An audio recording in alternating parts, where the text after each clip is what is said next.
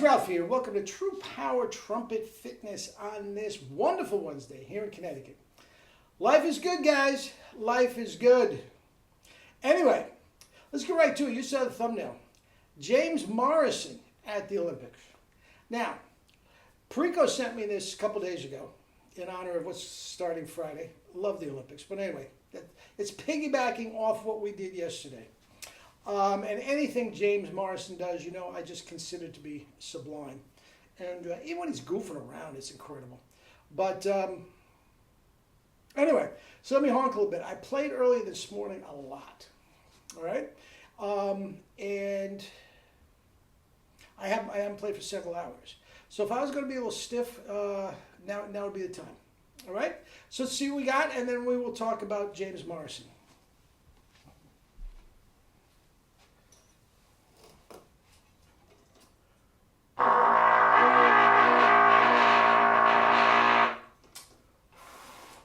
Bodes well.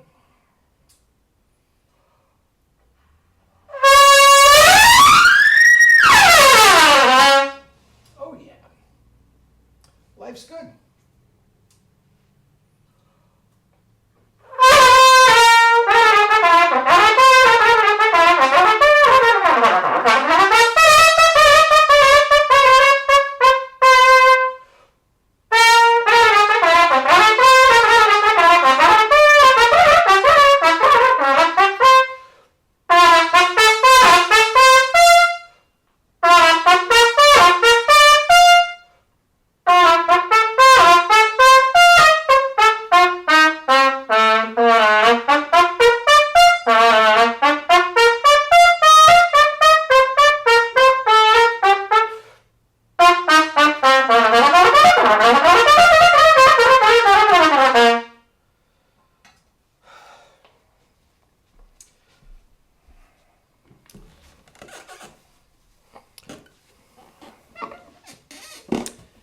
Anyway, E flats above double C.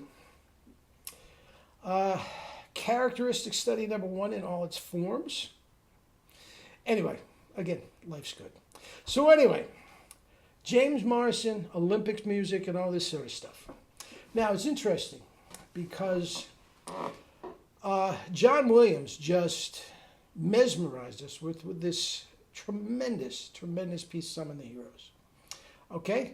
Now, James Morrison almost did just the opposite, but equally as mesmerizing. Now, let me explain. Jerry told me once, and it was with other people. I'm not sure what the situation was, but he once told me, I was taking a lesson, and a bunch of people were watching the lesson. That's what it was. And he says, Ralph, you've got the king of instruments in your hand, and when it is played with its proper tone and power, you can mesmerize any audience. He went on to talk about Harry James and all this sort of stuff. But think about that. The king of instruments.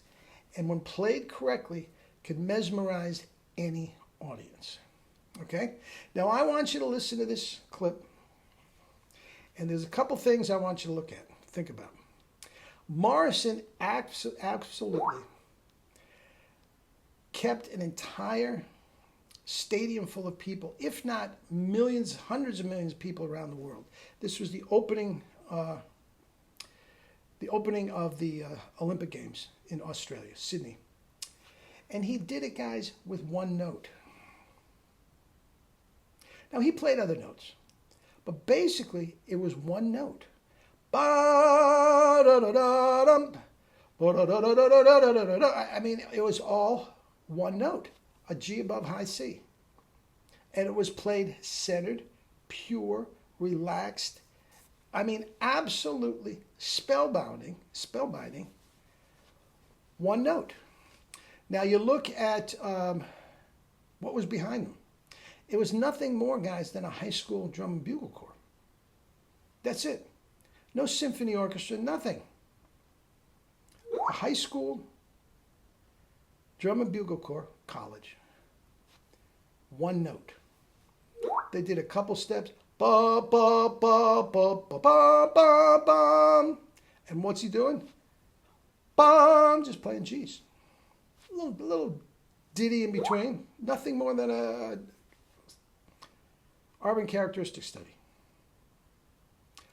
One note when it's played right. How gorgeous was that trumpet playing yesterday? Just a beautiful tone.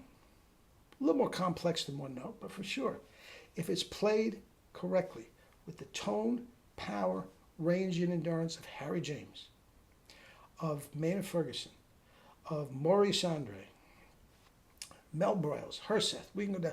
What separated them from everybody else? Their tone and their power. They were powerhouses with a sizzling center tone. Now, a couple of things I want you to look at. First of all, mesmerizing. Now, the kids behind him were obviously not supposed to look at him. But right at the beginning, you'll see a young lady right off his left shoulder, can't take his eyes off him. Now, granted, he's the big star, and he's this far from her, and she's a little wide-eyed. Can't take his eyes off him. One note. It's mesmerizing. Okay? Second of all, look at about number 14, right at the beginning. He's doing some machinations, for lack of a better term, turning his head from side to side while the trumpet is on his lips. That's how relaxed he was. That is how behind the instrument he plays. Guys, side to side. Not even up and down if he was doing a shake or something.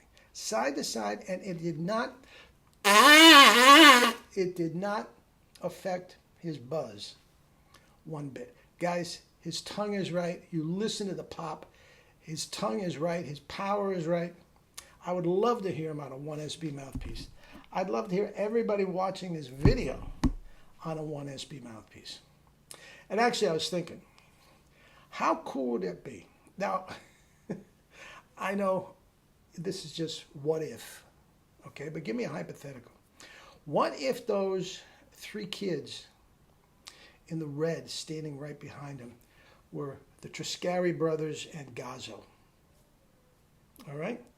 And the guys in the blue right behind him, them, or is it vice versa? It doesn't matter. If that was, I don't know, Perico, Delibra, and Perillo.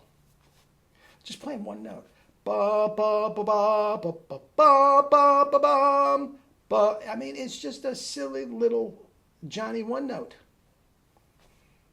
Knock the walls down. Life's good, man. Life's good. Anyway, guys, we'll talk again tomorrow. Lot to talk about. There's always something to talk about in trumpet world. Get the 1SB, take a lesson. That's my message. Love you all, guys. We'll talk tomorrow.